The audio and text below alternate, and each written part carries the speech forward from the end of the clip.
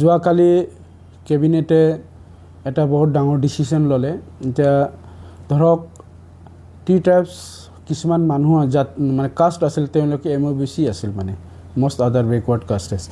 তেওঁলোকক মুখ্যমন্ত্ৰী ডাঙৰীয়াই তেওঁলোকক OBC মানে স্বীকৃতি দিলে। তাৰ কাৰণে মই Adivasi welfare development council OSD to deputy CM তৰফৰ পৰা মই মাননীয় মুখ্যমন্ত্ৰী ডাঙৰীয়াক আৰু তেওঁলোকক কেবিনেট মন্ত্ৰী সকলোকে মই বহুত বহুত ধন্যবাদ জ্ঞাপন কৰিছোঁ।